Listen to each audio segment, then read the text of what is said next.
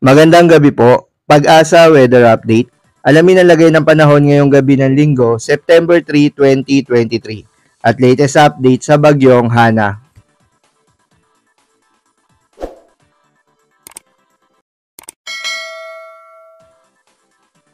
Meron muli tayong update regarding po sa ating minemonitor na si Typhoon Hana with international name na Haikway.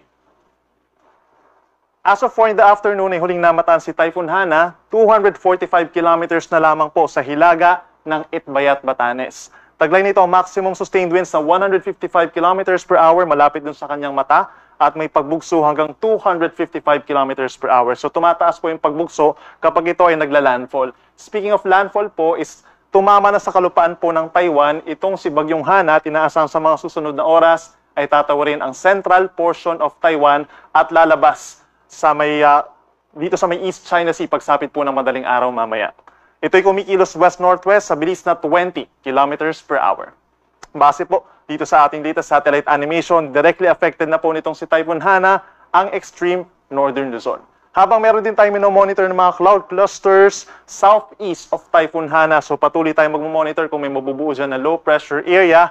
Plus, meron din tayong namataan na low pressure area sa silangan po ng Northern Luzon sa labas ng Philippine Area of Responsibility which is more than 1,800 kilometers east of Northern Luzon. Base sa ating analysis at base na rin kung titingnan po natin ay unti-unting lumalayo ito sa ating kalupaan at walang magiging direct effect sa mga susunod na araw. Ang nagpapaulan pa rin sa malaking bahagi ng bansa ay ang southwest monsoon or habagat, lalo na sa ating mga kababayan sa Luzon at sa western portion of Visayas.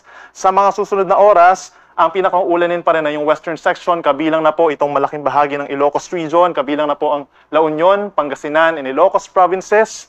Ito rin pong Zambales, Bataan, and Occidental Mindoro. So asahan po yung mga pagbaha or pagguho ng lupa dun sa mga lugar po na vulnerable talaga sa mga rains at saka sa mga pagbaha.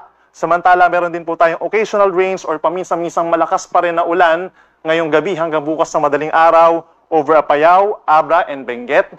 Dito rin po sa may malaking bahagi ng Central Luzon, Tarlac, Pampanga, and Bulacan. Ganyan din po sa Metro Manila, meron din occasional rains in the coming hours. Dito rin po sa Calabarzon, particularly sa may Rizal, Batangas, and Cavite. At sa natitira pa pong bahagi ng Mimaropa, meron din kalat-kalat na ulan and thunderstorms. Ganyan din po sa malaking bahagi ng Western Visayas. At natitira pang bahagi po ng Luzon. Kahit dito sa may Bicol region, asahan din po yung mga pag-ulan dulot ng habagat. In other areas, ngayong gabi hanggang bukas ng madaling araw, may mga localized thunderstorms po tayo nakikita dito. Yung mga grayish and white areas po, mga localized thunderstorms po yan dito sa may Zamboanga Peninsula, Northern Mindanao, lalo na yung Bukidnon, at dito rin po sa may Central and Eastern Visayas, asahan din yung mga pulu-pulong ulan, and in other areas, generally maaliwalas at bahagyang maulap ang kalangitan. Ito yung latest track ng Pag-asa regarding po kay Typhoon Hana. In the next few days po, aasahan natin yung generally westward movement. At kung mapapansin po nila sa ating latest track, apektado na po directly ang malaking bahagi ng Taiwan. Sa mga susunod na oras, tatawirin nito ang southern and central portions of Taiwan at bukas ng madaling araw, inaasang nandun na sa may PAR line o pagsapit po ng 2 a.m. and then afterwards, ay lalabas na rin ito ng Philippine Area of Responsibility. Sa paglabas nito ng PAR, mayroon pa rin po epekto itong si Bagyong Hana sa ating bansa, mag-enhance pa rin po ito ng southwest monsoon or habagat. Kikilos ito patungo dito sa may parteng Guangdong, sa may southern portion of China, pagsapit po ng hapon ng Martes. At sa mga susunod pa na araw, ay posibleng maapektuhan din po yung mga lugar na siyang dinaanan nitong si Super Bagyong Guring. Sa ngayon, nakataas pa rin po ang Tropical Cyclone Wind Signal number 1 dun sa mga pinakamalapit na lugar doon sa Taiwan. Ito po si Batanes at Babuyan Islands. So asahan po natin yung mga pag-ulan directly nasa 50 to 100 millimeters or moderate to at times heavy na mga pag-ulan. Meron din po tayong minimal to minor impacts mula dun sa malalakas na mga hangin at possible din po ang rough sea conditions or maalon na karagatan. So most likely po ay suspended muna ang sea travel for any sea vessels doon. In terms of rainfall, inuulit natin hindi po dahil kay Hana yung mga magiging pag-ulan natin except dun sa may Batanes and Babuyan, dahil po ito sa habagat. At for this afternoon hanggang mamayang hating gabi, possible pa rin po sa malaking bahagi ng bansa, Luzon and Visayas ang may mga pag-ulan. Nasa 100 to 200 millimeters po, pinakang malalakas ang mga pag-ulan dito pa rin sa Ilocos region. Inulit natin, Abra, Benguet, Zambales, Bataan, and Occidental Mindoro. 50 to 100 millimeters naman po na dami ng ulan dito po sa Metro Manila, natitirang bahagi ng Cordillera Region, ganyan sa malaking bahagi po ng Central Luzon, Tarlac, Nueva Ecija, Pampanga, and Bulacan, dito rin po sa Rizal, Cavite, and Batangas, Romblon, Northern Palawan, kabilang ng Calamian, and Puyo Islands. By tomorrow po, yung mga uulanin na lugar, nasa 100 to 200 millimeters pa rin po ang Ilocos Region, Zambales, and Bataan, habang nasa 50 to 100 millimeters ang mga light to moderate with at times heavy rains pa rin po ang mararanasan over Metro Manila, Abra, Benguet, Tarlac, Nueva Ecija, Pampanga, and Bulacan. Gayun din po sa Rizal, Cavite, and Batangas, patuloy ang mga pag-ulan by tomorrow, Occidental Mindoro, Northern Palawan, at Antique.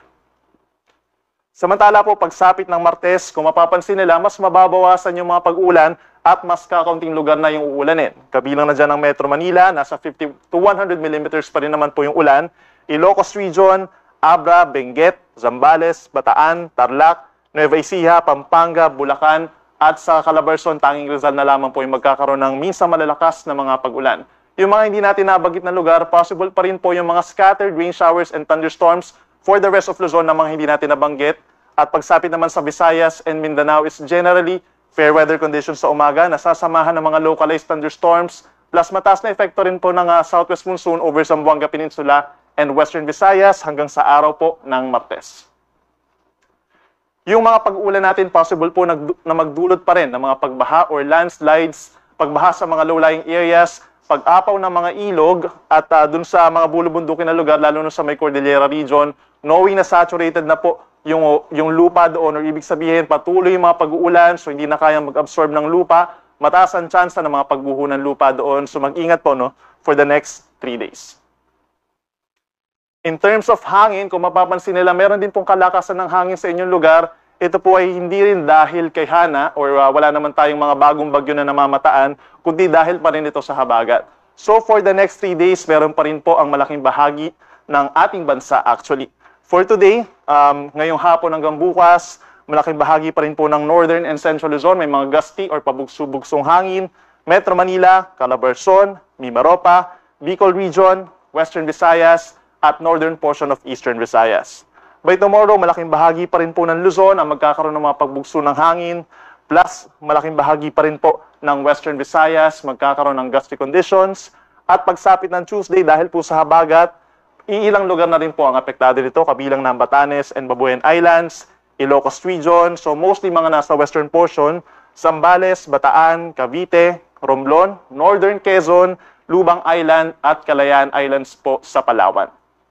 Bukod po dun sa malalakas na hangin at malakas na ulan, asahan din po yung matalong karagatan in many areas of our country. Ito mong seaboards pa rin ng Luzon and Western Visayas na siyang apektado po ng habagat. Hanggang 5 meters po sa may seaboards ng extreme northern Luzon kung saan pinakamalapit itong si Typhoon Hana. Meron naman tayong 4.5 meters or halos 1.5 palapag ng gusaling pag-alon ang mararanasan in other seaboards of Luzon, dito po sa may northern Luzon, sa may western seaboard of Central Luzon, Metro Manila, Cavite, Batangas, dito rin po sa malaking baybayin po ng Mimaropa, Antique, and Aklan kung saan kabilang ang Boracay, meron po tayong gale warning. So may possibility ng mga sea travel suspensions, lalo na po sa mga nangingisda at yung may maliliit na sasakyang pandagat. And in other areas naman po, generally, pwede po kayong pumalaot sa ating mga baybayin sa mga susunod na araw.